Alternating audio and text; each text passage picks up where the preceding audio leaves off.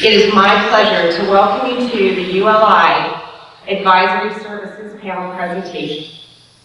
We're streaming live from the Village Green and recording this session for later presentation on the Chamber's YouTube channel, courtesy of High South and Highlands Tech Room. Our first bit of, I'm sorry. Okay.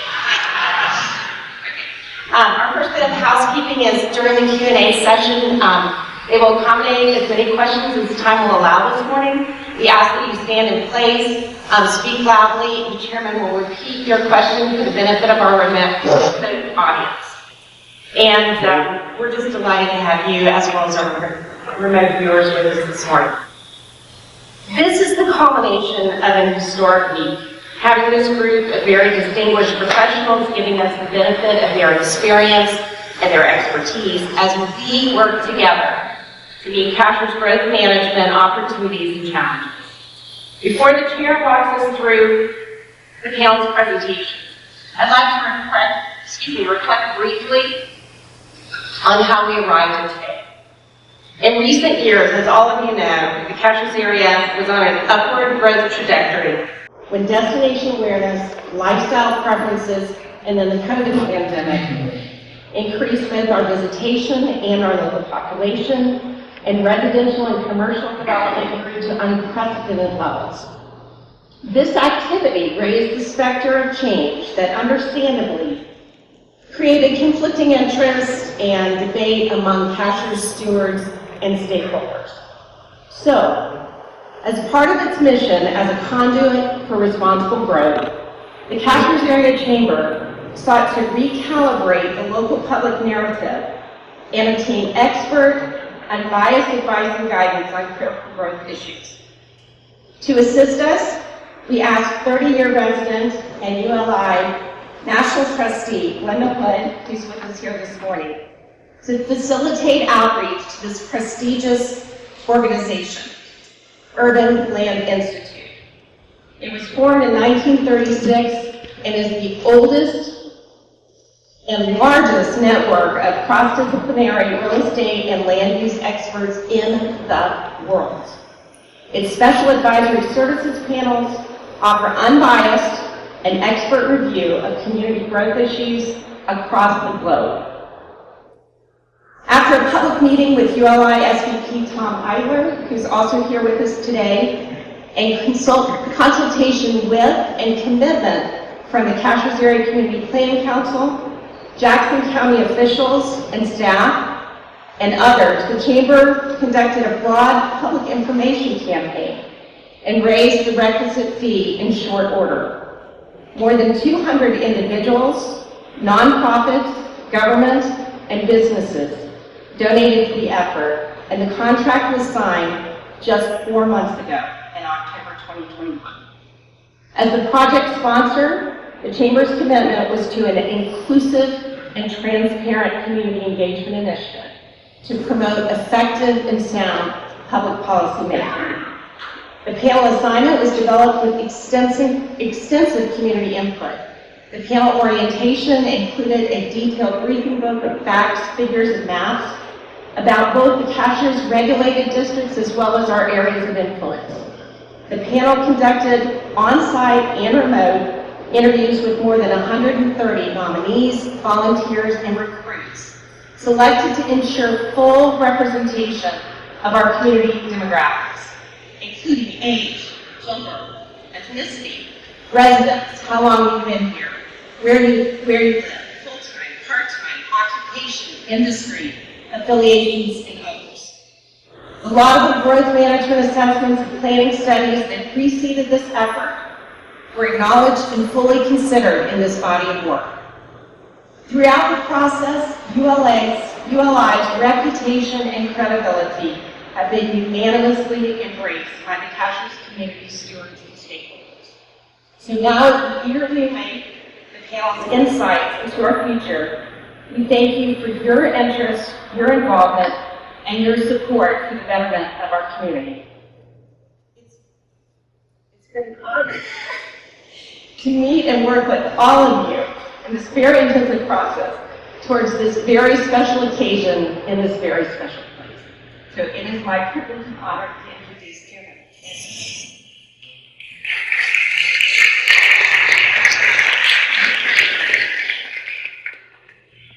Stephanie, good morning, ladies and gentlemen. Why don't we give Stephanie a round of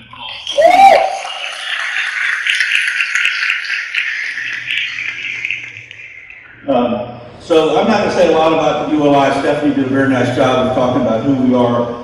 One of the things I want to emphasize is that we're an education and research organization. We do not lobby. We're not like the home builders, etc. So our charge here was really to provide candid, unbiased advice about, offering some ideas on what might help cashiers moving forward, etc., etc. The interview process is the heart of what we do. Literally, we interviewed everybody from the county administrator to the county commission chairman to a couple of other members of the commission to the fire chief to the school teachers, the high school students, sort of you name it, part-time residents, full-time residents, etc. To try to get a full picture of what some of the issues and facing you are. I also want to just say a little bit about how we prepared for this. Through the leadership of Stephanie in the chamber, we got a very detailed briefing book before we arrived.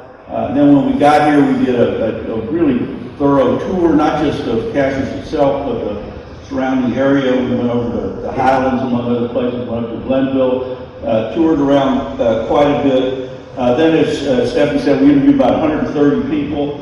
And then we spent 2 days sort of locked in a room, sort of debating what we heard, going over what we heard, considering data, trying to frame issues, and writing the recommendations that you'll hear about this morning.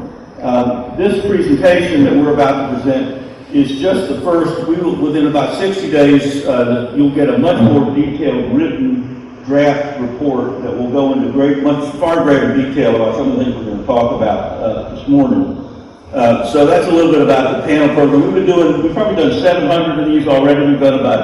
We do about 20 a year, something like that, and that's our process.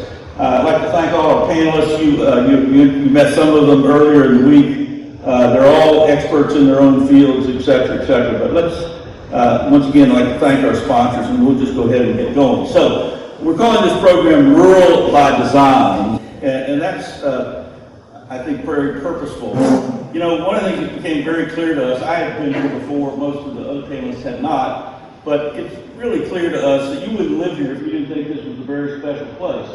I think Cashiers is a place of great people, great history, great resources, and that really becomes very obvious as soon as you arrive here. But sadly, the truth is, in America today, there is really no place left in the world that's going to remain special by accident. And you say, well, why is that? And of course, the reason for that is because the world is changing faster than ever before. You say, well, what's changing? And the answer to that is everything is changing. It's the economy, demographics, technology, consumer attitudes, spiraling cost of land and housing, travel and tourism is changing, energy, transportation options, the weather is changing, and that's going to affect you too in ways you may not have thought about before. Literally, in the world we live in today, there are really only two kinds of change. There is planned change and there is unplanned change. And I recognize that people in, particularly small towns and rural communities don't like change pretty much. But, change is coming, like it or not. And really the question is, do you want to shape and direct that change, or do you want it just to happen? And so we're going to try to talk about some ideas of this. And even rural communities can change. I've done a lot of work in the Yellowstone ecosystem. And when I first started going out to Jackson Hole many years ago, that's the way it used to look. Let me show you that exact same spot today. And that could be anywhere. Just think, I went to Pigeon Forge 50 years ago, and if you've been there recently, it's not the same place that it used to be, and so on and so forth. So you really do have a choice, ladies and gentlemen. You can grow by default, or you can grow by design. You can grow by choice, or you can grow by chance. And, the way, I think about this is, you can just accept whatever comes along the highway, comes along down the road, or the best way to predict the future, as Abraham Lincoln said, is to create it yourself. And so you're already doing that in many ways, but we hope to strengthen some of the things that you're already doing. So You need to be asking questions, and you do have choices. Should we develop a respect nature? Should we ignore nature? Should we be investing in the village center or out on the highway? Should we be designing for people or for cars? There's just so many different questions. But what we want to emphasize today is there are lots of different ways to grow. Okay, you can have the sort of typical growth like you see at the top there that ignores nature in place, or you could maybe have development that respects nature in place. And you might even be able to think about how to use the marketplace as a tool for conservation. And we'll talk some more about that in a few minutes. So, you could have off-the-shelf apartments like the ones up at the top, or you could have ones that respect the character of a mountain community like the ones at the bottom. You can even have a gas station that fits in with your community. I worked in a small town up in the Adirondacks, and this mobile gas station was coming. It was a little town called Old Forge, New York, and the planning committee said to them, we'd like you to build an Adirondack-style gas station. They said, well, what's that? And so they said, well, get in the car, drive around town, go look at these 10 buildings, and come back and talk to us. And they did that, and look what they built. Okay? So, yes, you do have a choice, but you gotta, nobody's going to give you the best development unless you ask for it.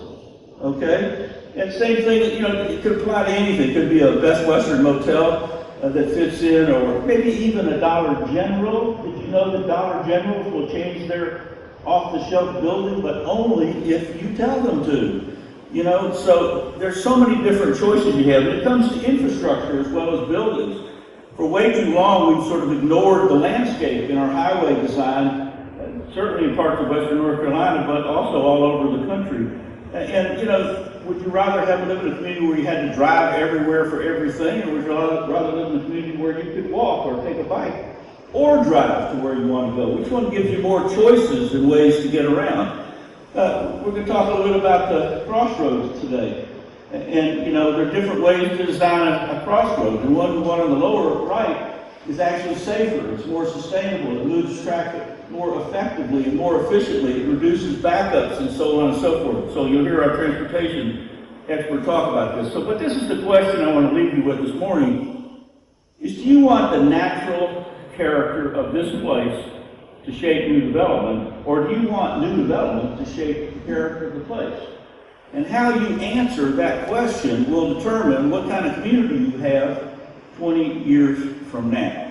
So as Mark Twain used to say, we take stock of a city or town the way we take stock of a man. The clothes or appearance are the externals by which we judge. And what he meant by that is community character matters.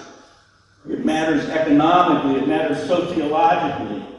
What is sense of place? Sense of place, ladies and gentlemen, is explicitly that which makes our physical surroundings worth caring about. And I can tell you there are many places in the world today that simply aren't worth caring about anymore. And I work in the field of sustainable development, but if you look up the word sustainable, it means enduring. A sustainable community is a place of enduring value,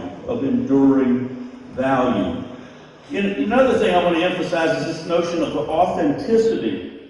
Too many communities try to copy what other places are doing, but we want to suggest that you want to be yourself, and that the most, probably important assets you have are the things that set you apart from other places. And the more any community in America comes to be just like every place else, the less reason there is to go there, invest there, retire there, visit there, etc., etc., etc. So what are the characteristics of great resort communities? We looked at great resort communities all over the country, and we found they had a few things in common. They respect nature and history. They have a distinctive and memorable character. They have a pedestrian-friendly village center. They have a mix of uses and housing types. We'll talk a lot about housing today. They support local shops and restaurants. If you spend $1 in a local store, it will recirculate through the community 3 times more than you spend it in a national chain store. So if you had a big Walmart up here, most of that money go back to Bentonville, Arkansas. You spend money in a local hardware store, most of the money's going to stay here in this community. Local great resort communities provide a variety of recreational activities, and they don't just promote tourism, ladies and gentlemen, they manage tourism. And I want to show you this picture to illustrate the fact that it is never too late to make a community better. And so the picture on the upper left is what, the entrance to South Lake Tahoe used to look like, and the one on the right is what it looks like today, because people like you who had a vision for the future said, we want to change the trajectory of our community. So we've set out 5 large priorities. We're going to talk about each of these in detail. First and foremost, creating a long-range conservation plan to protect key natural areas, slopes, and scenic vistas. What is scenic today won't be scenic tomorrow by accident, okay? So it's important to not only think about where you want development, but where you don't want development. That starts by doing an inventory of what really matters. What are the places of the heart that you have? And, you're not going to preserve all these places overnight, but you're not going to preserve any of them unless you actually make a plan to do that. And so that's the first thing we recommend. Second is something I've already touched on, is building a robust network of pathways, trails, and sidewalks in the village core to increase walkability. We heard this over and over. By the way, everything on the list are things you told us. In all the interviews, what we're presenting here today, you told us about these things. You're the experts here. And so you said, we'd like to be able to walk more. We need more affordable housing. We heard so on and so forth. Another thing we heard a lot were about some of the infrastructure needs, water infrastructure, broadband infrastructure. We heard a lot of people talk about the traffic congestion. And so the roundabout came out of that very naturally because of transportation. We've got some transportation experts on this. And, did you know that the state of North Carolina has more roundabouts than any other state? So this used to be a foreign concept. But, it turns out that it's becoming the preferred method of handling, traffic congestion in a lot of places. One of the other big issues we heard about was how hard it is to attract and retain talented workers, whether it's nurses at the hospital, school teachers at the school, employees at resorts, people working in restaurants, small businesses, because of the high cost of housing. And people, we were at dinner at High Hampton the other night, and they have like 7 waiters and waitresses who will come in and serve you all at the same time. And we said, well, how many of you live here in Cashiers? And the answer was not one. They said, we can't afford to live here in Cashiers. We'd like to live in Cashiers, but we can't. And so one of our major recommendations is to bring much greater focus to the need for diversity in housing and to create a mechanism to create some workforce and attainable housing, both for sale and for rent.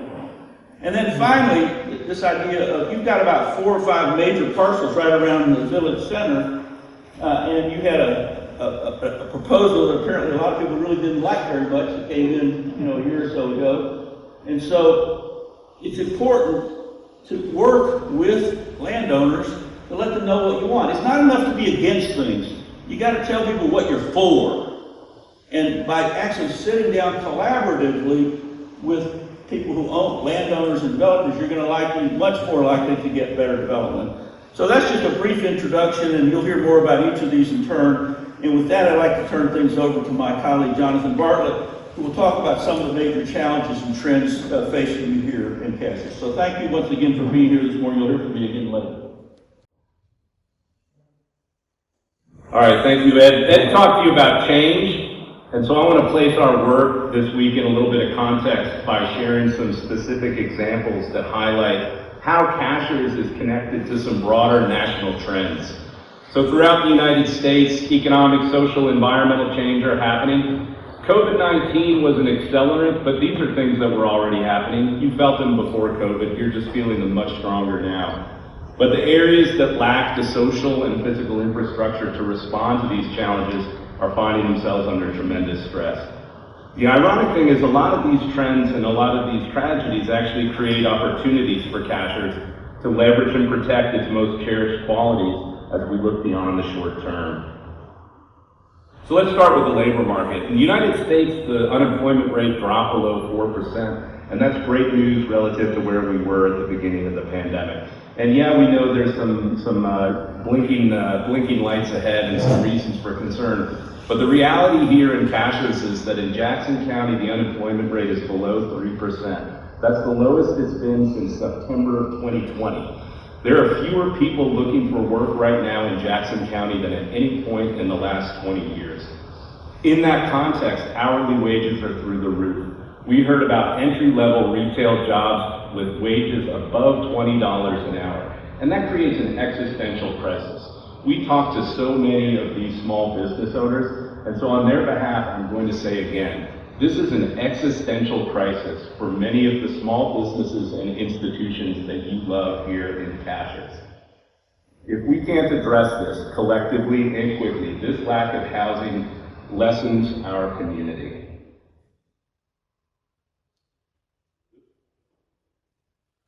Okay, next, remote work. During the pandemic, millions of people moved from their offices into a remote setting. And there are thousands and thousands of companies that will either never go back to full-time work or will only go back to some kind of hybrid model of in the office and out of the office time. This changes the second home proposition, especially here in Cashiers. People who saw their house as a weekend place, suddenly that weekend becomes 3 days or 4 days. And suddenly that 4-day-a-week house becomes a 1 or 2 weeks a month house. And next thing you know, the house that you thought you might one day retire to is your full-time residence. And this changes what people need from Cashiers. It changes the amount of time they spend here, it changes the time of year that they come here, and it changes the type of services that they require in the town. Everything from broadband and childcare, music lessons, you name it. Demographic shifts. Now we know a lot about the boomers, and the boomers are retiring, and we've been talking about the boomers for a long time. But the millennials are perennially viewed as young and broke. But here's the reality. These guys are in their 40s now. And so the dominant narrative in housing in the United States for the next 20 years is going to be driven by millennials. And you're starting to see people in their 30s that are moving out to Cashiers full time. And that has a tremendous shift in the type of community that you create. You need to redefine Cashiers for this generation. The great news about this is that this is a generation that is extremely committed to conservation. This is a generation that up and down the income spectrum values outdoor recreation, active recreation, fishing, hiking, boating, all the kinds of things that Cashiers is actually very well positioned to provide. A brief word on climate change. Climate change is happening and affecting the second home market dramatically. We're already seeing this as a very real phenomenon in places like Florida, where sea level rise and extreme weather are causing people to second guess decisions to own second homes in these areas. This creates a great opportunity for inland areas, and we think that places like Cashiers and all of Western North Carolina stand to benefit from a move away from the coast. So here's the reality. Growth is coming to Cashiers. We understand that even if you don't approve another project in Cashiers, there's 5 years worth of growth already platted in the community. 800 to 1,000 lots that could be developed. That's 5 years of Jackson County single-family home demand. So we need to leverage this growth to protect long-term value. You need to turn competing interests into partners and collaborators. This includes an understanding of the importance of weekend visitors, engaging in the challenges faced elsewhere in the county, and a closer partnership with Highlands to tackle regional issues. Striking a better balance between luxury and affordability, and putting a thumb on the scale for people over cars will protect the long-term value of real estate in Cashiers. Now, we looked at a number of specific real estate opportunities for the community. Housing. The demand for luxury single-family homes is expected to remain strong in the outlying and club-oriented areas. We're making the assumption that this level of activity will continue. Large parcels that are walkable to the core should include a greater diversity of market rate for sale housing types, including attached homes and small lot single-family homes. We estimate that the market has a need right now for 500 units of attainable workforce housing. We challenge the community to deliver this housing within the next 3 years. The structure for doing so will be described later in this report.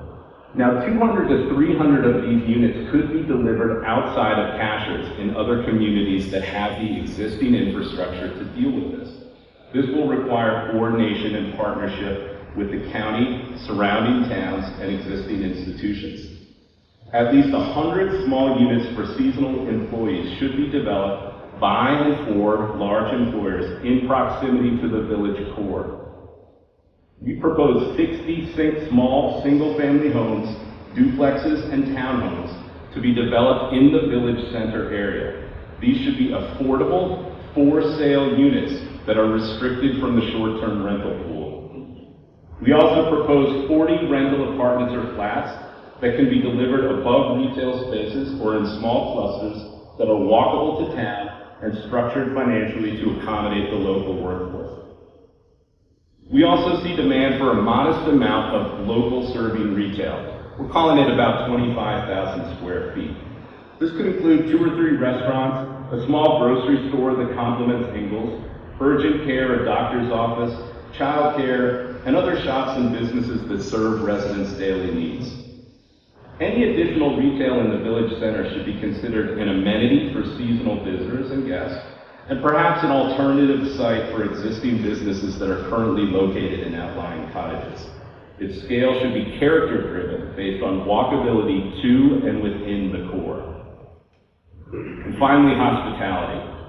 The popularity of short-term rentals, STRs, like Airbnb and VRBO, is a response to the lack of lodging options and a growing interest in more private or authentic escapes. In Cashiers, these guests typically come for short visits and are less familiar with the area. This puts more cars in the crossroads and people looking for things to do. STRs are also clearly creating challenges and contributing to the workforce housing shortage. The notion of regulating STRs is a developing and controversial solution that we recommend you should monitor very, very closely. In the meantime, 1 to 2 additional small hotels in the core could help to relieve this pressure, provided the developments are connected and walkable. We would suggest demand for perhaps 120 rooms in total. That could be 2 60-room hotels, a 70 and a 50, and so on. So I'm now going to pass the baton to Lisa, and she's going to talk to you about a framework for the consideration of new development in Cashiers. Thank you.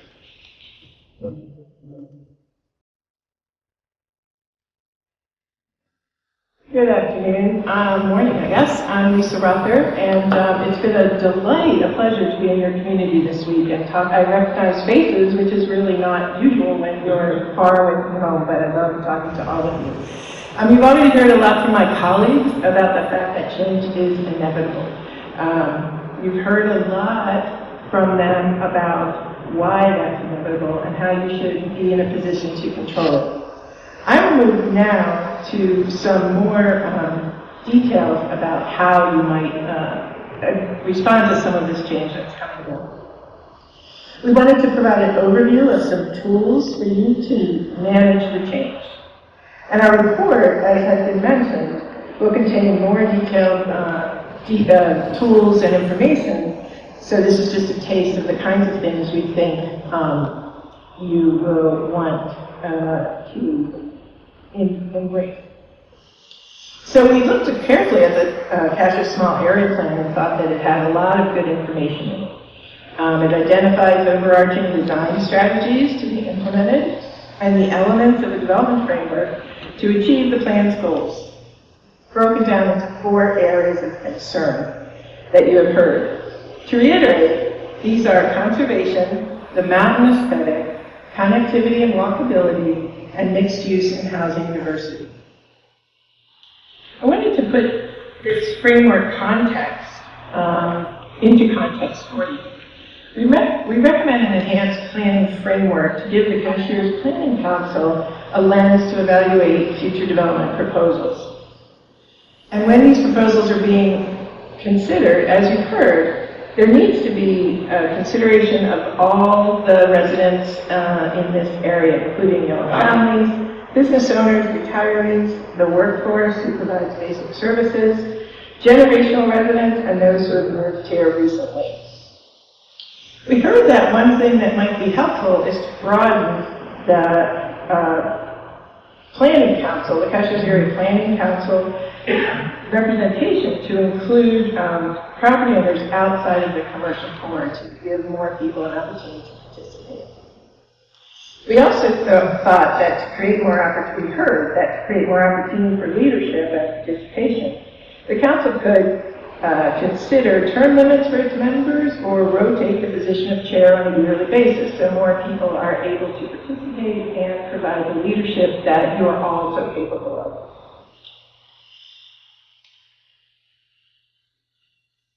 You've heard some about conservation development, and the real basis of this is that it prioritizes protection of natural resources and open space in an intentional way, in a way that is first, at the beginning of the development process, not as an afterthought. The idea in this process is to identify key environmental features on each site and design development around those features to conserve and enhance them. These slides show you two different possibilities for development. They both have a similar development number of homes, but the first shows what is done without really considering the conservation effort and the natural resources of a property. The second shows you how a development can result in a better process where people really want to live and can enjoy it when at first, the natural resources are defined and enhanced. To continue talking about conservation development, we think this is the most appropriate is on flat or gently sloped land. That's where the panel recommends that development should take place. We've heard that from many people. It's somewhat obvious. And the Cashiers zoning ordinance could be amended to include better protection for steeper slopes that would ensure this development takes place in the right area. The other thing that we heard, and we want to be sure everyone is understanding, is that you need to identify the many environmental features, including such features as where the streams are, the wetlands, the slopes, as I mentioned, where the forest is, and the ridge lines, to protect some of the viewshed that you have now. You have some beautiful, beautiful views here that need to be protected. And a best practice that we're recommending, and you do some of this work now, but it could be enhanced, is to preserve the continuous areas of forest and ensure appropriate stormwater management implementation to protect your streams and lakes and to the river eventually. The third area is the mountain aesthetic. Cashiers' natural setting and historic development pattern, architectural traditions make this such a distinctive place. I sat outside yesterday in the meditation area behind this building to do some of my work, and I felt like I was approaching paradise. It was sunny, and there were birds chirping, and it was quiet. I live in the city, and this was just the lake shore, and I know that's part of the reason I always come here. So building materials, colors, scale, lot size, all of these should be carefully considered to create the visual impact that enhances the visual aesthetic of the community. A recommendation of the panel, and one that we heard from some people, is that to ensure appropriate design, Cashiers should develop visual design standards, more formalized design standards, to continue to ensure that new designs fit with the current aesthetic. Public buildings, we have known, we have seen, can set the tone for different places. They can set a precedent for private development. The Village Green is a good example of the mountain aesthetic, using stone, wood, twigs, etc., to create the rustic feeling, and we think all public buildings can be viewed through the lens of the mountain aesthetic and designed to complement the community. Also to complement the mountain aesthetic in architecture and buildings, gateways and art throughout the community should reference the community's values and styles. An example of a potential gateway treatment specific to Cashiers is shown here. You'll hear more about that later. We know you have currently some signs, and they're lovely, but if you're driving by, you may not realize that you've entered Cashiers. Ralph will explain in more detail how something similar to what we see here would provide a more aesthetic aesthetic understanding of what Cashiers is about. And using the stone would really enhance these. He will also discuss the placement of these and how they might be seen as people are coming and going from the community. We recommend additional murals on buildings to enhance the understanding and appreciation of this unique place.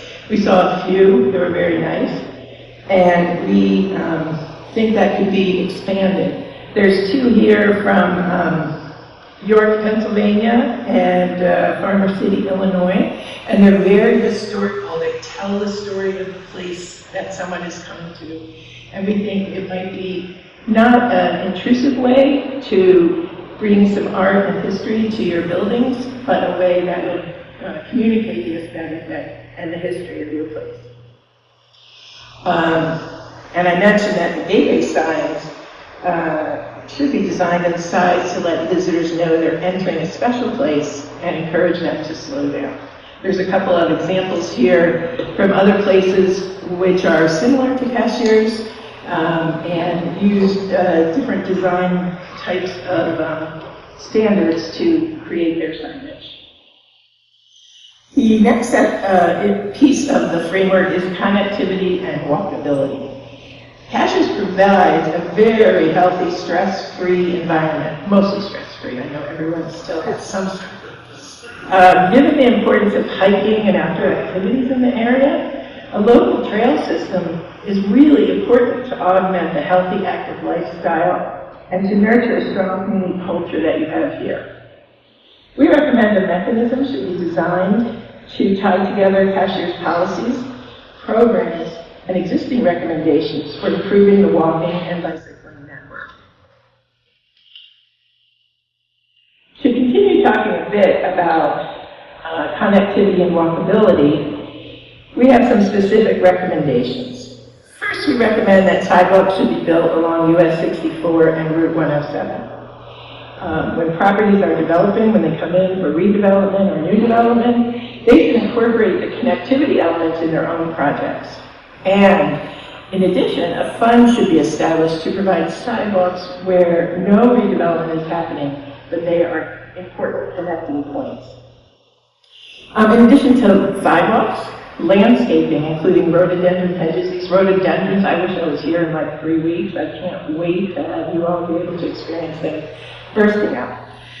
Anyway, they put rhododendron hedges and street trees that would separate the sidewalk from the road. And it's possible to protect pedestrians there.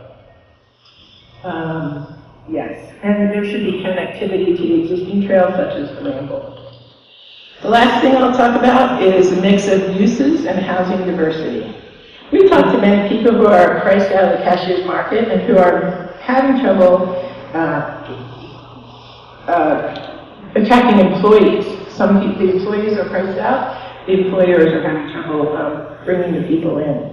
The manager of the Ingalls told us that his ideal labor force for his store is 220 employees, and he has been generally operating with about 130 because that is the most people he can get to work in his store. So there really needs to be something done to allow these businesses to be able to get more employees. Addition of missing middle housing, which is not affordable housing per se, but it's for full-time employees who work in Cashiers, who earn a salary, the salaries we heard about earlier that are pretty robust at this point. That should be provided to enhance the community, to give options. It's really a matter of giving people options to be able to buy a home here. Two examples of smaller units clustered around common space are shown on this slide, and the units can be clustered around and also include different types of units like triplexes or duplexes or 2-over-2s that can be designed to look like cottages and mountain homes but include additional units. Related to the mix of uses, it can maximize the available land and use the spaces to achieve more affordable but still desirable housing. Each parcel, if possible, some parcels, especially in the core, should include residential, office, retail, restaurant, hotels, and green recreation spaces and there should be a diversity of housing types, including the high-end residential, much of which exists, the missing middle, as well as affordable long-term rentals. We believe there has to be an opportunity not only for ownership in the community, but for long-term rentals to attract the younger generation that may not be ready to buy. One last piece of idea is to place housing above retail. This creates a more diverse and affordable option for living in the core of the community, and Cashiers should explore this design type for new retail development in the core. It's the old living above the store that people used to do in the past. Thank you. I'm going to turn this over to Bob.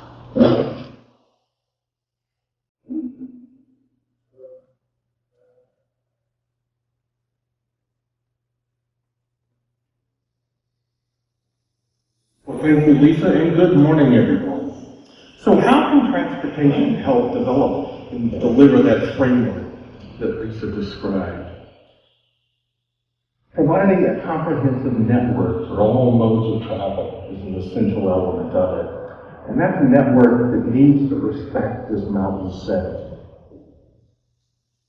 The whole idea is that whether it's transportation or other infrastructure, all the pieces need to fit and look like they belong here, so they complement and don't run over the land. So it's obvious, but it's worth stating again, we have to acknowledge that the mountains limit the transportation system. You get here and it's enjoyable on winding, narrow, two-lane roads. You really don't have other choices about how you're going to get up to the plateau. And that restricts the ability of some vehicles to get here, particularly RVs. In your case, that's actually a good thing, because they are very difficult to manage once they arrive. So that's an essential part of your mountain character. You need to find strategies to maintain these two-lane roads so that they still function well. To do that requires managing development and circulation, so we don't overburden those roads. The goal then is to keep people moving, even if slowly, so that we can maintain those roads and that essential character. There have been a variety of recent studies, the 2012 Transportation Plan, the Cashiers Small Area Plan, that made a lot of good recommendations for improvements to pathways, sidewalks, roads, and parking. And carefully applied, those improvements can enhance Cashiers' character by prioritizing trail development. And I would argue it's important to avoid the use of urban hardware like traffic signals. Instead, treatments like roundabouts, landscape islands can provide better, safer, and more sustainable traffic control.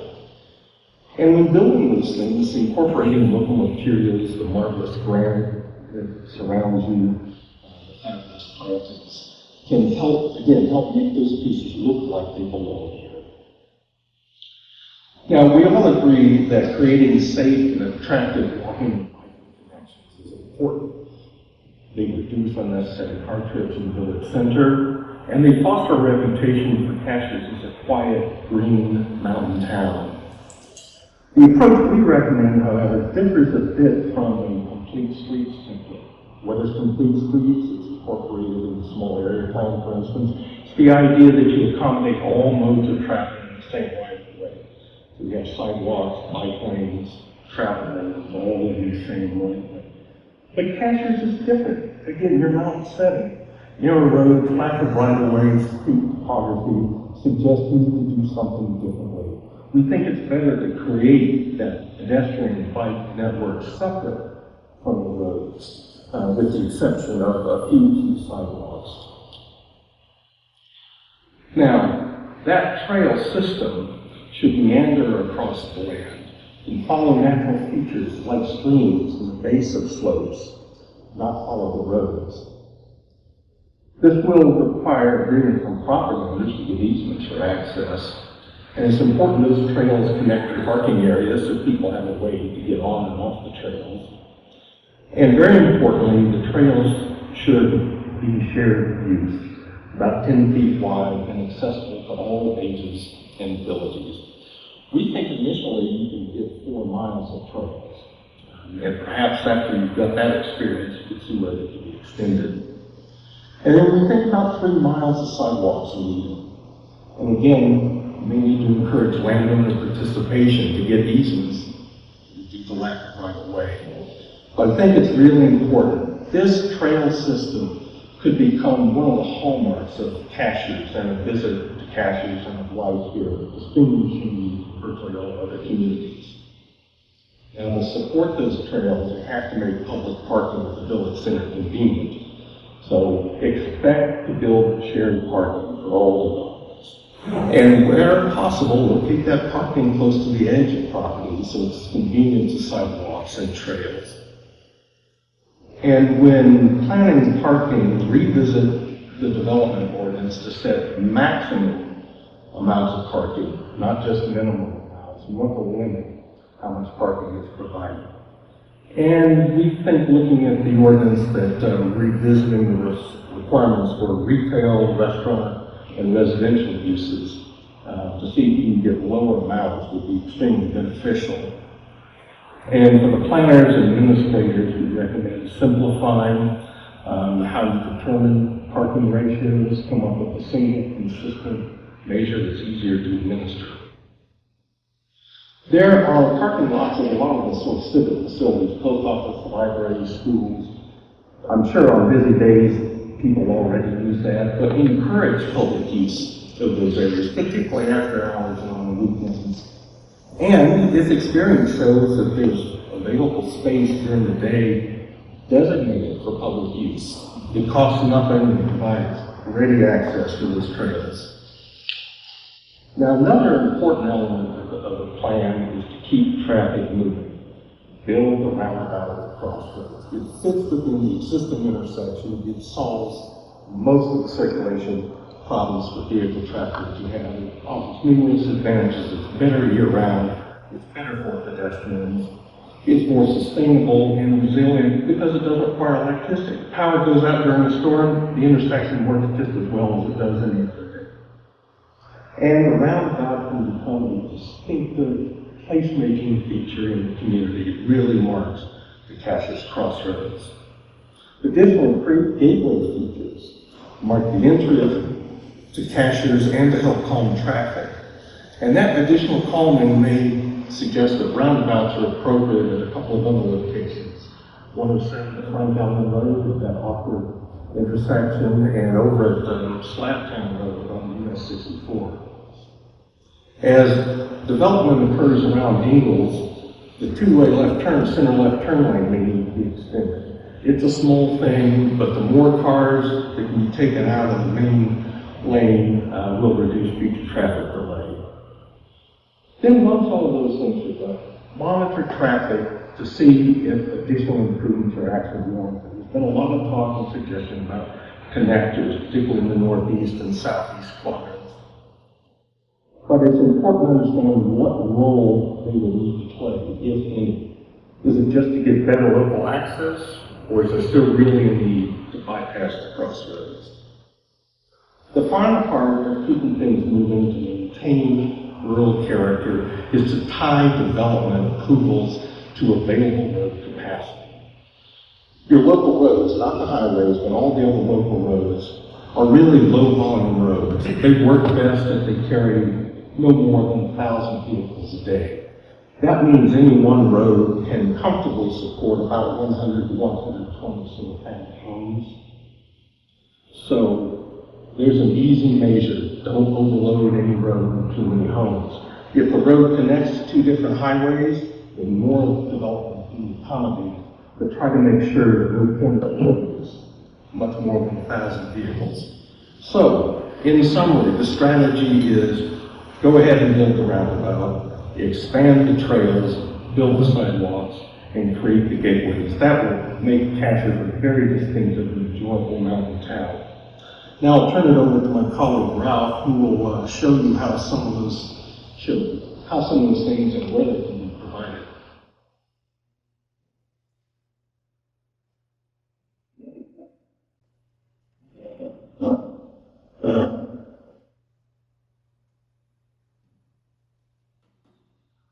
morning, thank you. It's hard to breathe with that mask on all day. And I don't know about stress this week. I'm kind of losing my voice, but it's been a pleasure meeting every one of you. You are a unique group in a unique place. So, did I do this correctly? Oh, figures. There we go. So, we reviewed the small area plan, and what we are proposing is consistent with that plan. We look at the walkability and actually the connectivity of Cashiers. And so the outer ring is basically a 1 mile radius, the furthest one out. So from the center of the roundabout, you can get to Ingalls is less than a mile, just about over that. And so when you're talking about connectivity, it's basically linking the dots. What are the assets? And so we wanted to make sure that when we looked at the plan, that we started to do that. So the large area in the center, that's not how large the roundabout's going to be. Okay, it's just kind of, okay, it's in the center of that. So all our businesses are intact. But what we wanted to do was we looked at the circulation of the sidewalk and basically tried to link those important elements that we found. Ross had mentioned about the possibility of other traffic calming devices, and so we have one. Basically both of them as far as on, those are the little purple circles you have there. And then the gateway markers that was mentioned in Lisa's presentation are designated by the double yellow lines that you can see. And you have two other little dots, and that's the sidewalks, and then you have another plan which is basically our trail system. So one of the things we noticed when we drove in was the sign coming into town, or into the village, I should say.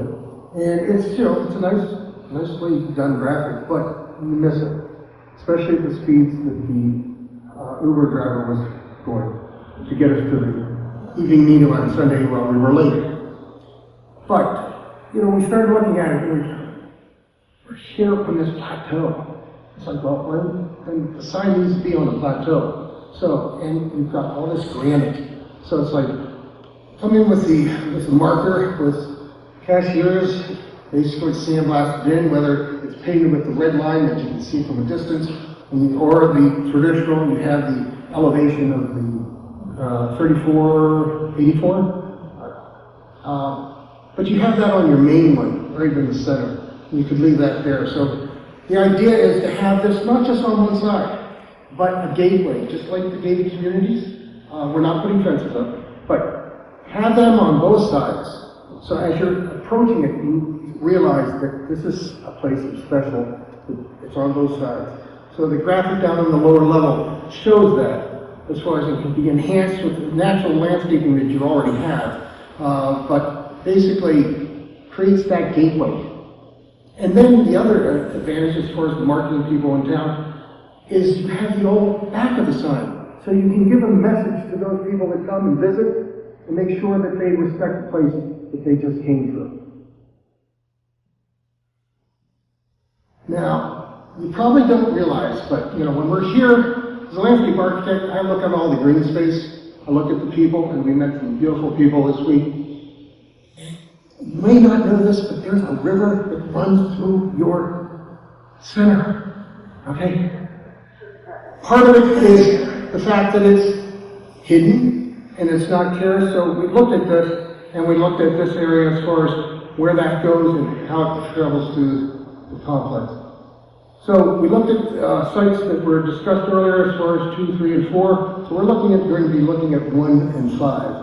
So housing types, as far as looking at this one, this is small for sale, rental type projects on a small site, 8 per acre, 1,000 square foot. Another one, 16 units on this one, 70 per acre. Again, you can see the clustering around the open space and the character of what this could look like. Here we have a narrow site in the village, and so here's another option that could be shown. This is the Site 1, which is the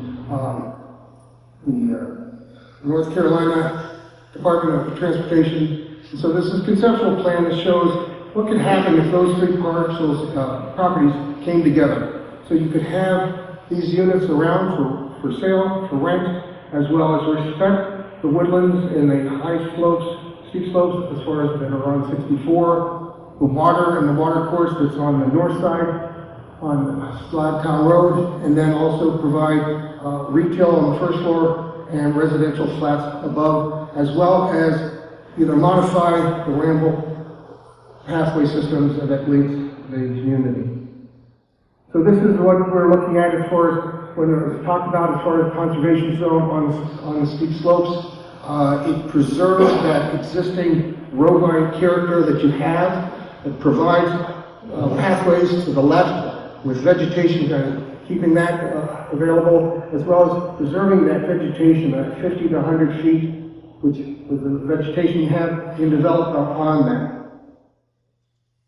So we looked at the connectivity. The purple is going through there. We have what we're calling as your watershed park at the north. It could be an interpretive area. It ties down and bookends basically between the park at the north, then your village green is the heart and the center, and then the lake is your southern bookend. And then connects down to the school as well as across to the other new developments that are possible of going through. And so this is kind of what we're looking at. It's like we have a large wetland area through that area. You have a boardwalk that's elevated. You have the ability to have educational components on there to talk about the natural history, the watershed, the vegetation, the wildlife, for people to enjoy as far as wellness walks through there. And then you also have the enhancement of that little creek, because at the north end, you can maybe jump over it, but creek, again, with the rocks and natural features, you can have the beauty of the water. And this is what a 10-foot wide boardwalk system is. This one I'm familiar with, my son in the top left and my granddaughter. Basically, we designed this for, it's a $12 million park in Rochester, city of Rochester Hills, and it gives you the ability to see what can happen when you're going through a number of wetlands and sensitive areas as well as uplands. And right now, I'd like to turn this over to Rich. Thank you very much.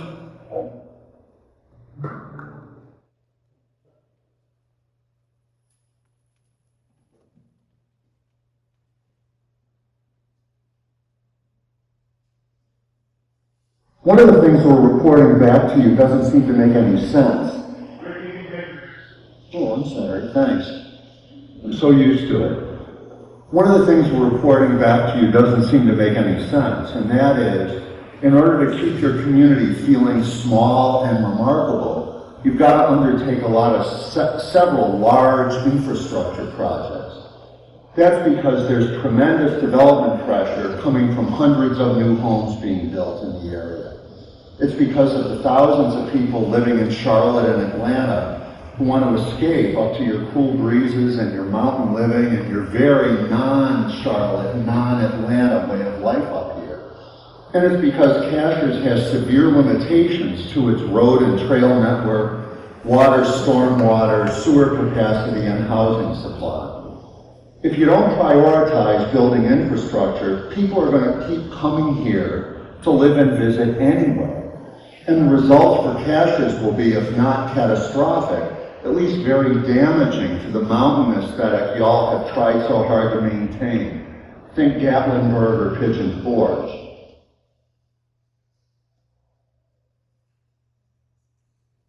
So as you've heard, the panel's recommending implementing higher standards on the one hand and building better infrastructure on the other hand. And by better infrastructure, we're talking about 5 categories: land and water conservation, trails and pathways, regular gray infrastructure, roundabouts, sidewalks, broadband, water, stormwater and sewer, workforce housing, and other projects and programs that protect the character of the community. We We've been impressed, even amazed, by the Cashiers' way of building community amenities. And here's how you told us this works. First, something good in the community needs to be built. Second, a small group gets together and forms a nonprofit organization. Third, the group raises money, sometimes even 7 figures worth. Next, the amenity is designed and built, like the building we're in right now, to a very high standard. And then finally, the not-for-profit organization ends up managing the new entity. This building, the Boys and Girls Club, charter school, library, humane society, all were built the Cashiers' way. We suspect that the Cashiers' way has come about for 2 reasons. First, of course, people like you are generous and care about their community. But second, what we suspect is that if Cashiers didn't do it this way, the amenities probably would never get built, period. And the Cashiers would suffer. Why wouldn't they have gotten built? Because Cashiers has never received the attention it deserves from county, state, and federal government and other major funding sources. At the county level, we understand that Cashiers contributes a large portion of the county tax revenue, of the overall county tax revenue, somewhere around half, and it receives far less in return. And I've got to say, as a former city administrator myself, that's the way I would set up things to work, that the more affluent parts of the community help support the less affluent parts of the community. But Cashiers needs to focus on receiving a larger share of tax expenditures from the county, state, and feds. And that's tough to do because Cashiers has a small voter base. Its elected officials often live far away from here. And Cashiers' economic success, mainly from second homeowners and tourists, may lead government officials and others to think that you don't need much help. The Cashiers' way has its advantages, but it also has its limitations. It works very well, my experience is, for $1 or $2 million projects that are sexy, that really can capture people's imaginations. But it doesn't work so well for 10 or 20 or $30 million projects that are kind of dull and straightforward, like public infrastructure. So, you get the picture? It's really great. I mean, it's amazing that so many of you get together and raise money for $1 million or $2 million project. But you got to think about doing things a different way when it comes to these public infrastructure projects. One of the things we're recommending is the formation of something, God, I don't know who named this, but called a synthetic tax increment finance district. I always think about the synthetic oil that I put in my car when I hear this. That's a complex term, but the idea is simple. That you carve off a piece of incremental tax revenues from new development in Cashiers to help pay for infrastructure improvements here. In other words, have those who benefit from the improvements pay for them. It's not unlike in concept the fire district that y'all have already done. In addition, we're recommending that you figure out a way, maybe the Cashiers' way, to raise money to help some additional staff and consulting to help undertake all of these projects. The county, state, and federal government, including the Appalachian Regional Commission, and the other major funders on this list and many other major funders need to be approached as well. Golden Leaf Foundation, Duke Endowment, Community Foundation, Dogwood Health Trust, and they need to be called on to help fund much of this. These sources have billions of dollars in assets. And unless Cashiers finds a way into the line to get that funding, they're going to go somewhere else. We're also suggesting that the Cashiers community stop accepting being passed over and actively plays the political game, as distasteful as that might be to all of us. And that means doing things like hiring a lobbyist, using leverage. So if you raise $1 million, you tell these folks, we raised $1 million and we want 10 to leverage against our funding. Enlisting partners, working hand in hand with Highlands. working on countywide initiatives, and again, as distasteful as this is, really targeting some politicians who can really help you. You know, the bottom line is that Cashiers deserves the support. And these major partners, particularly Jackson County, need to understand if they don't invest in Cashiers, they may be starving a goose that lays the golden egg. With that, I want to hand it over to my friend, Mayor Tom Murphy. Tom?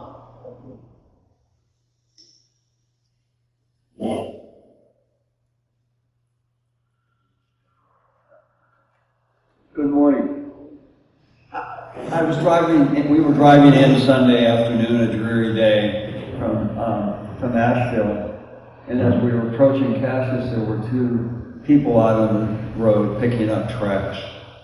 And I figured Stephanie just set it up to make it look good. It was Maggie and Bob, and I understand they do that regularly. That is a great story. That you're committed at that level to your community. So thank you, Maggie.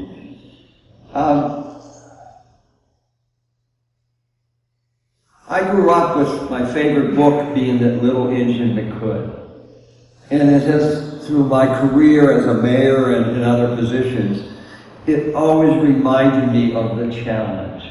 Because, and you are, I should give you the little book, The Little Engine That Could, because it needs to be you. Because you're told that you're too small, or maybe you're too wealthy, and yet, you, as Rick said, you need to tell your story. You need to be the one that moves forward. And you need to do that with intentionality. And cities and communities in America today that are succeeding are nimble, curious, and have an appetite for risk. You've already passed one of those, you're curious, because you've invited us, and now we've laid out for you how you be nimble and you have an appetite for risk. You first need a strategic vision, which we hope that we've outlined for you, but you also need a structure to deliver on these, and that structure needs to be coordinated, aspirational, entrepreneurial, and focused. And we talked a lot, and we heard from a lot about you about incorporation. Is that the way to do it or not? Our view right now is it's not the way to do it. The view is that you begin to build an organization or a series of organizations, and the results will strengthen your sense of who you are and how you succeed, and maybe that will lead to incorporation in the future. But if you begin to get into that conversation now, you're going to spend the next 5 years debating about it and wasting time when you should be doing other things. 5 initiatives that my colleagues have outlined. One is conservation, and we need to underline that, is that your community starts with that. And so Ralph mentioned two big pieces of property, the lake and Lot 5, which we call Headwaters Park, which are 2 big pieces of property now that are really a measure of your commitment to conservation.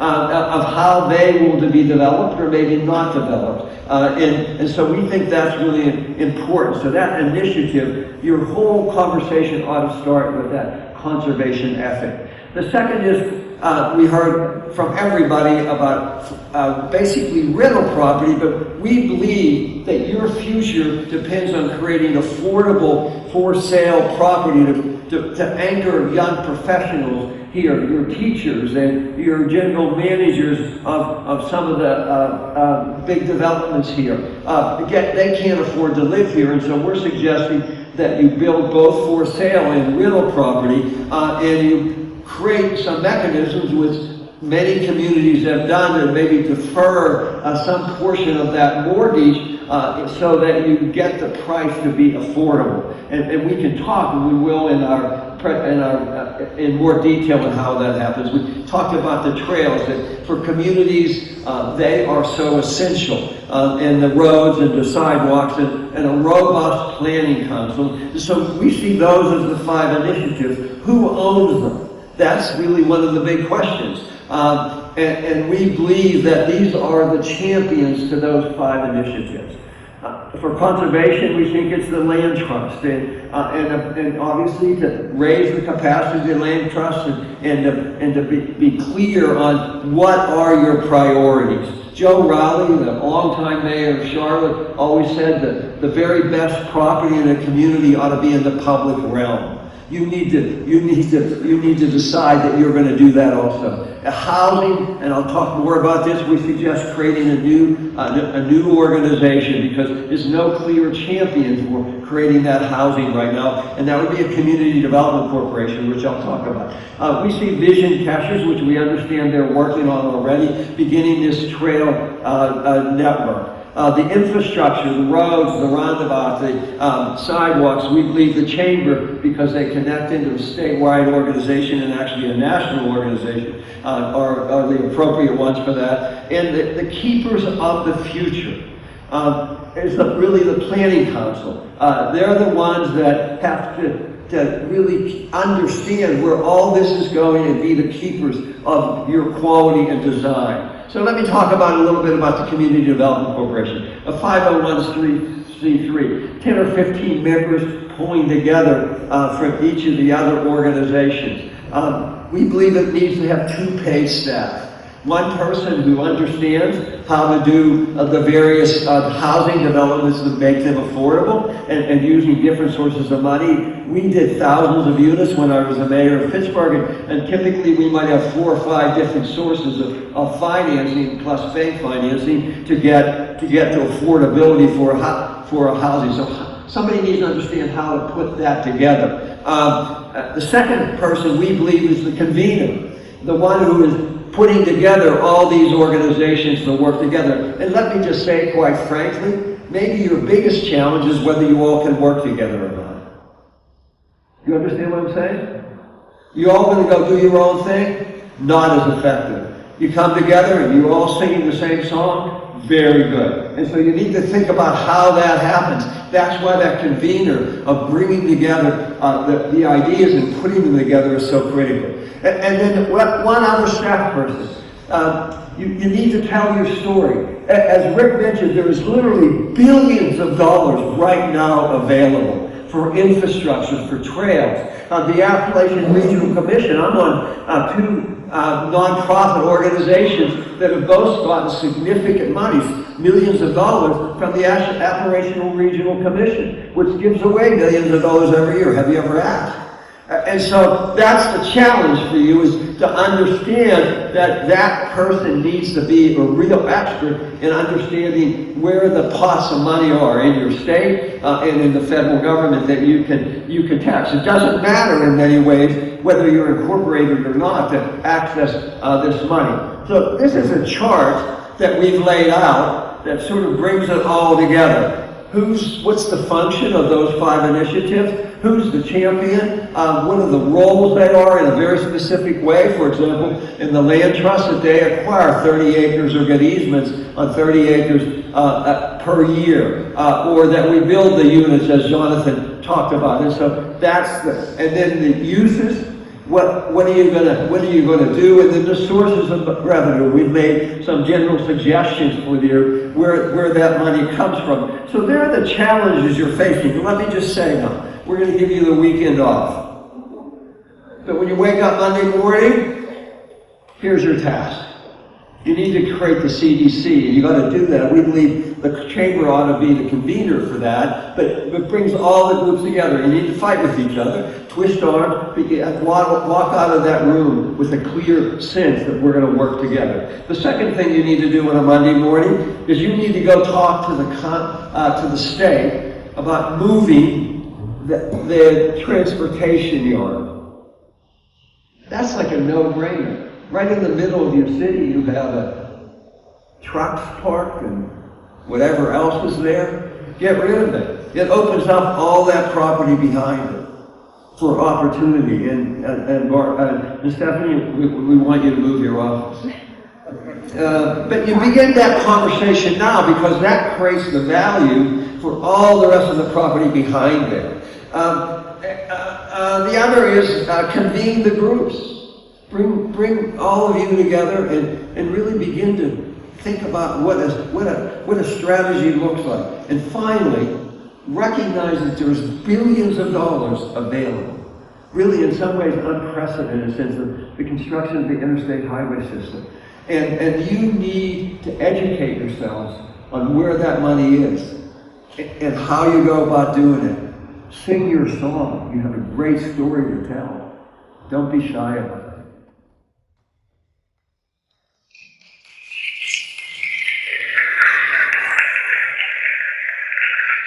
Thanks, Tom. Thank you to all our panelists. We're going to wrap up now and like to get some questions from you. But I just want to just say a couple of final words about some of the stuff we've talked about today. Tom, let me see right here.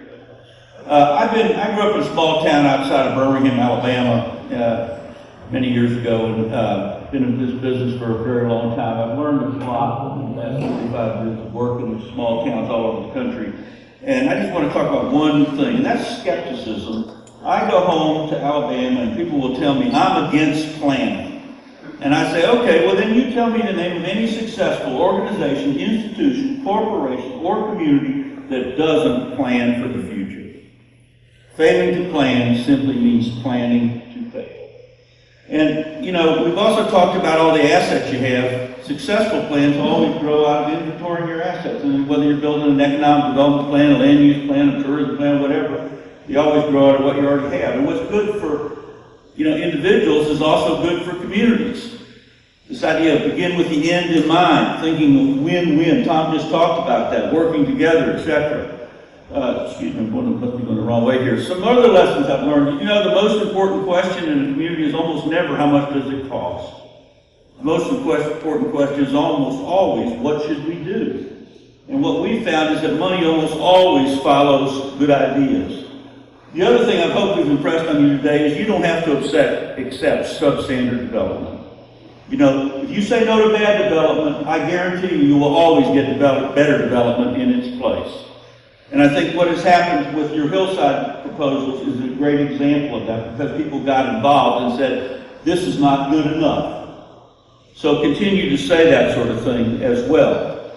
You know, and it also is true, it never takes but a few small group of people to change the world for the better. This young couple from Laurel, Mississippi, has almost single-handedly changed that small southern town, and has gotten millions of dollars invested there because they just decided to restore 40 houses. And that brought in people from all over the world. You know, there are people moving there from Canada, from England, etc., because they learned about this on hometown TV. And I understand it's not always easy. This is a sign I took a picture of up in the Shenandoah Valley. But doesn't that sort of sum up life in small towns? You know, no matter what you propose to do, there will be people who will tell you, can't do it, won't work, costs too much, tried it already. And yes, no is a powerful word in small town America. But I want to tell you a more powerful word, and that word is yes. Yes, we can make Cashiers a better place to live in, to look at, to work in, to visit. You know, a pessimist sees difficulty in every opportunity, but an optimist sees opportunity in every difficulty. Ladies and gentlemen, a vision counts, but implementation is priceless. You can walk uphill together, or you can go downhill separately. So I'll be happy to take some questions from the audience about what we've talked about this morning, but I'd also like to remind you that we're going to leave a copy of this PowerPoint here today. We're going to have a very detailed report, much more detailed than what we've heard about this morning, within about 60 days from our visit here. So anybody have any thoughts, questions, or comments they'd like to offer before we have to head off to the airport? Yes, sir. My question, I guess, is directed more to Tom. You know, you've got a lot of the affordable housing built in Pittsburgh area. How did you keep it affordable? I mean, what prevents somebody from down the road saying, you know, I can get 3 times what I... Let me just do one deal. Okay. Okay, The question is, how do you keep affordable housing affordable? Let me just do one deal for you. We did a 200 or 300 what we call deferred mortgages a year. And so let's say a house costs $300,000 to build. And that might be some front-end subsidies on land and everything. So you as a young couple or person goes to the bank and you get a mortgage for $150,000. we would have a fund that we provide the other $150,000 to the developer. And we would hold a deferred second mortgage. And we were betting with you that would create value in that neighborhood. And so anything over the first 100, you're paying your mortgage to the bank, $150,000, monthly. And when you sell your house, we split the profits. So you get $1 and we get $1 back to pay that deferred mortgage. And whether we get it all back or not remains to be seen. But then we use that to write down the cost of the house further, if you understand what I mean. Then when somebody buys it, so it keeps the price of the house relatively stable. The other thing we do is if we get grants, in some cases, if we get grants and we write down the price of the house, then we will put an easement on the property, but the value can only go so much up there. So there's numbers of ways of doing it, and I don't want to go. So there's a number of ways, but that means you need to be really smart, and that's why you need to get an organization and a staff person who understands how to mix and match public and private money, so that you can put the deal together that makes sense. So that's why the highway property looks so interesting, because that's publicly owned right now. And the property behind that is owned by, help me, a hospital trust. So my sense there's two potentially friendly owners that you might be able to sit down and begin to work on a deal with. And then you begin to pool maybe Appalachian or regional money for rural housing, okay? So begin to pool money together, and maybe you have a staff of 4 or 5 different sources to get the price to where you want to be, so that if your teacher's here, and maybe your middle manager or one of your can afford to buy a house and actually live here. That's the goal. Some of those things like ARC are built around, like the poverty or the income levels of the county or the region they're in. So, I mean, like ARC, the 3 tiers of North Carolina, 3 or 4, I can't remember. Right. Having all this Well, income here. you're sort of schizophrenic in a way, because you have a high income population, but Jackson County has one of the lowest income populations. So you need to figure out how you tell that story so that it benefits where you want to go. And the fact that you're going to do affordable housing for a middle income family here, I think, fits you in the sweet spot for that conversation. Question in the back. So thank you. Speak up a little bit, I can't hear you. Yeah, the first question is about the funding you discussed with the development tax. So in your full report, will you give kind of an A to Z of how our already state council or what we have would be able to do that as like a semi-quasi-judicial governmental structure? How would we be able to have those negotiations with the county to get those kinds of taxes back down? And then the second question I have is how in the big report would you help us define some of the challenges that we have when we apply for these very, very large state, regional, governmental grants? We have a really hard time defining a population that is deserving of the amount of money that we need for infrastructure. So that's something I think we can work with as a community, but we've never been able to define how many people actually live here year-round, how many people live here part-time, and then why that fluctuation matters for people who live here all the time, and how we can get that money. Because we apply, there's lots of us in the room that apply for these large grants. We get turned down constantly in this community because of the population challenge. Well, let me just tell you something we learned. So, when it comes to like highway projects, like trying to build a roundabout, you get scored against other places, and like you'd be scored against Buncombe County, for example, and you might have a lot of congestion out here, but not relative to Buncombe County and Asheville, you don't, right? So, even if this project makes a lot of sense, on the traditional scoring thing, you don't score as high enough oftentimes to get pushed up the list. But did you know that there are places all over the state of North Carolina that are getting earmarks to do things because they have somebody down in Raleigh talking to the legislators and saying, we've been trying to get this roundabout for 10 years and it's not happening, we need your help. That's one of the things you need to do, is you need to go beyond the normal sort of procedural kind of things that are scoring these projects, and you guys get scored low. The other thing I would say is that Highlands up the road, who you've oftentimes viewed as a competitor, they're in exactly the same situation you are. So there's strength in numbers, right? Go in and tell your story together. You might hire a lobbyist together, that sort of thing. And so those are the kind of things that you've got to take, obviously, what you're working in, but there is more money available right now for infrastructure construction in the United States than any time in the last, 50 years probably. I mean, we've got $1 trillion. And, on top of that, you have all the American Rescue Plan money.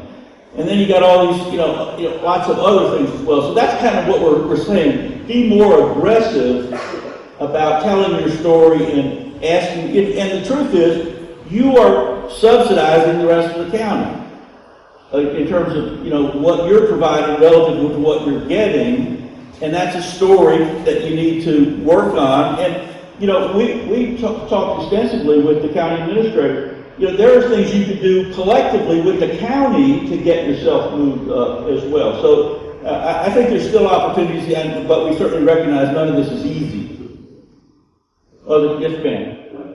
So first, thank you to the Chamber and to ULI for the diversity procedure and helping us in the process. My question is twofold. You talk about the importance of the roundabout and how they can work, and I should say, but I also say so marvelous, why one of the independent entrepreneurs or businesses that feed in and around that point, where inductions or pedestrian traffic will continue to be important, but yet continuous flow of traffic reaches without thoughtfulness the ability to cross over 407. So one is, will you write your proposal, will you maintain that? Secondly, will you be able to help us see how to protect the ingress and egress along with that, so that a continuous flow of traffic again doesn't compromise the businesses at the farmers market, A. Jones, Whiteside Brewery, all the things that are around that impact. Okay, two things. I'm going to let Ross take this, but first thing you know is that the more curb cuts you have, the more accidents you have. Okay, that's true in every community in America. More curb cuts, more ways you get entering the street, more accidents you have. So that's number one. Number two, we're not roundabout. There are lots of ways to slow down the traffic to allow, or stop the traffic to allow people to go around. But now you've got people who are stopping when there's not even anybody in there to stop for, right? And so on and so forth. But Ross, you want to just take those two directly?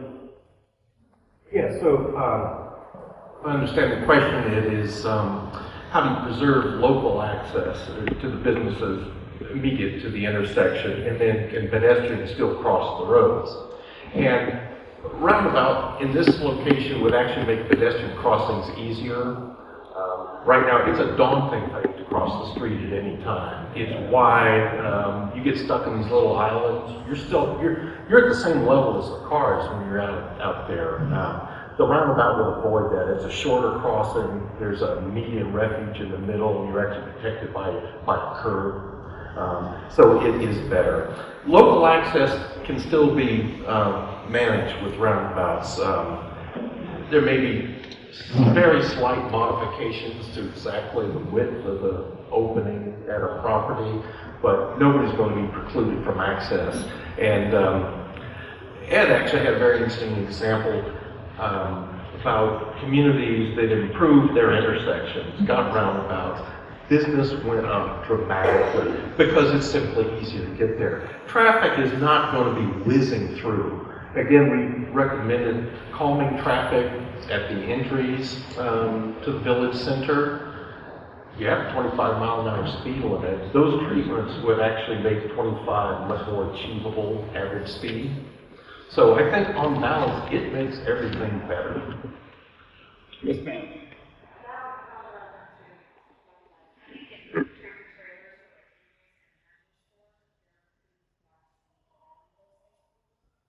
Well, that has to do with the particular detail of roundabout design, but typically roundabouts, while it has a defined pathway for cars, the center where you actually get up on the island uses what is called a mountable curve. It's not a hard vertical curve, and it's designed so very large vehicles that can't make the big swing can actually just drive over a portion of that. They may drag a rear tire over. It's designed to do.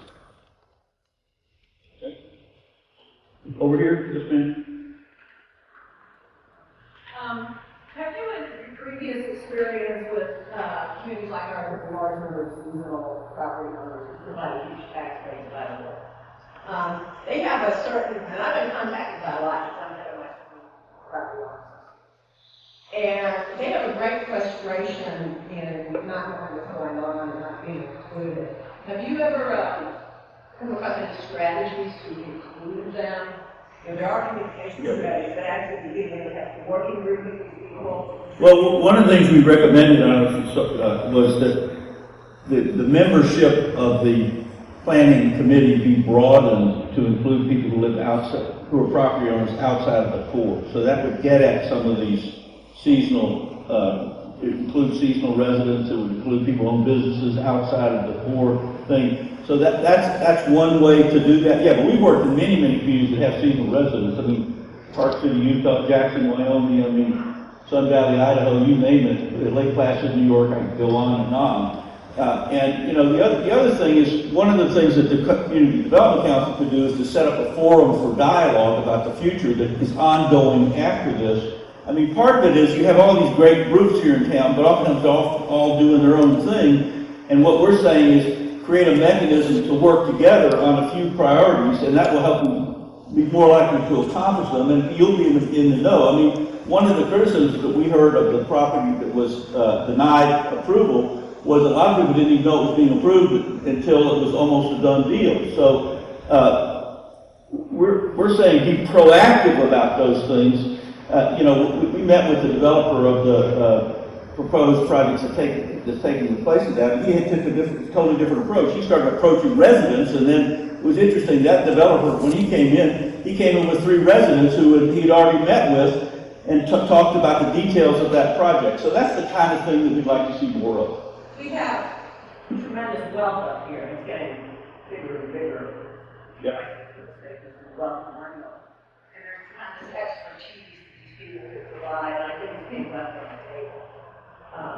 But we do need to develop some kind of dialogue. And you know, education, this is education today, but education is not an event, it's a process, right? And, you know, if you invited, 20 people like me in or Tom in, we all kind of say the same thing in a different way because it's, a lot of this stuff is just common sense.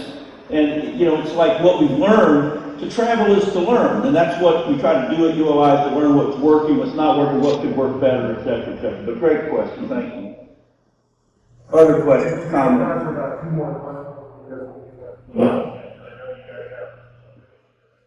Okay, and if you want to email us specific questions that we don't have time to deal with today, we would be happy to get back to you with some, or call you on the phone, whatever works better for you to talk about those things.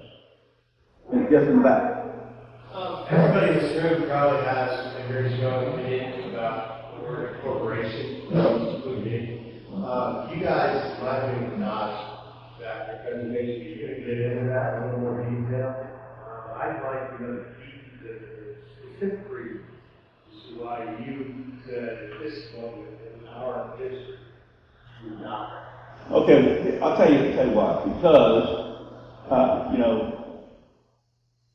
if you took the data on, after you've already took it on twice before, and it went down to overwhelming defeat with the voters who were here, that you would likely get distracted from all the other things that we've talked about here today. And, just one little story about that. I was brought in by Frederick County, Virginia, many years ago to help them with the visiting process. The county seat of Frederick is Winchester, Virginia. And they came up with a great list of things to do. And the first thing they decided to tackle on the list was city-county consolidation of services. And oh my God, after 2 years of the biggest political fight in the history of Shenandoah Valley, they did not accomplish city-county consolidation of services, and nothing else on the list got done. So that was our point. We're not against incorporation. In fact, incorporation could give you lots of strengths. You could spend your own tax money here. You could have a mayor, council, whatever, you wanted to do. But right now, there are all these critical needs. We just think it's more important to focus on some of the critical needs, get those things done, and maybe it could evolve into that, but was our thinking about this. Not that we're opposed to incorporation, but just that it would distract you from so many other things that really need to get done right away. Got time for maybe one or two more. Yes, ma'am. You offered that you can be communicated with, and right now we're conduit with the chamber, and there seems to be a process for doing that. Can you make sure you're clear with follow-up? How will you continue this dialogue so we're not writing shotting you a bunch of stuff, but we're getting the feedback from the community? Yes, I assume we can use the same link. Yeah, I think the link that's at the, on the chamber site, that gets directly to the chamber, and gets to ULI, so we can. It actually, yeah, to link to ULI, it doesn't go through the chamber, but it's available on our website, cashiersareachamber.com. And I just want to say that, many of the people who came in that we interviewed with, they brought in like position papers, and we got a lot of those. So if you're happy to send us one of those too, if you want to. We've already got a bunch. So one more question. Do you recommend a convener? Can we recommend a? You have a reference for possible candidates. Well, I would suggest somebody from like Western North Carolina, but for example, 10 at the top, you guys have used conveners down in Greenville and Spartanburg and so forth. I mean, there are a lot of people out there. I could probably put you in touch. By the way, I just want to mention, I'm currently working with Leverage North Carolina, me personally, which is a partnership of the State Department of Commerce, the North Carolina Main Street Program, and the North Carolina League of Municipalities, and I give a Zoom talk about every other month about some subject like this, and the next talk is March the 30th. Anybody in North Carolina is open to it, and it will be on the keys to sustainable tourism. How do you maximize the benefits of tourism while minimizing the burdens? But we can probably get you some names of conveners.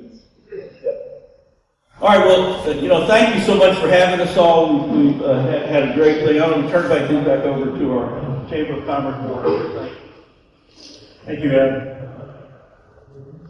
I'll be brief, and I just want to thank some people, and then I'll let Michael officially close our meeting this morning. My name is Glenn Ubertino. I'm a small business owner here in Cashiers. I know most of you, but for those of you that don't, I also serve on the Cashiers Planning Council, and I'm the current president of Cashiers Chamber of Commerce. So Ed, I want to thank you. Ed's been great to work with. Thank you for putting such a great panel together. Tom, thank you for your leadership this week. You were a great chair. So thank you, panel. I think you all did some wonderful presentations, so let's give them a hand.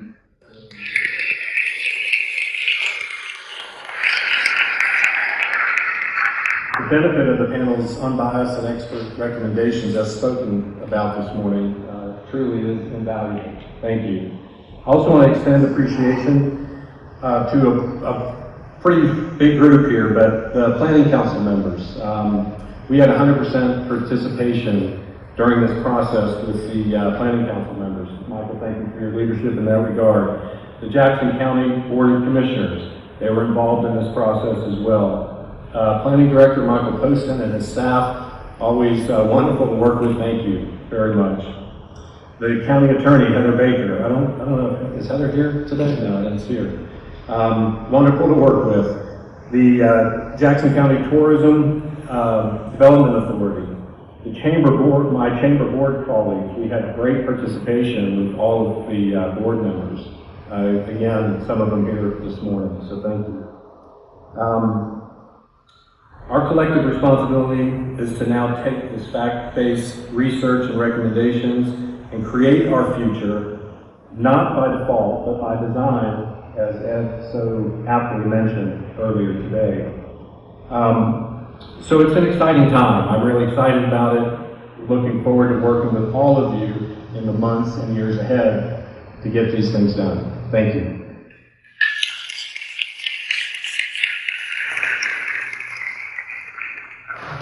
Thank you, everyone. Thank you for your time, members of the ULI Advisory Services panel.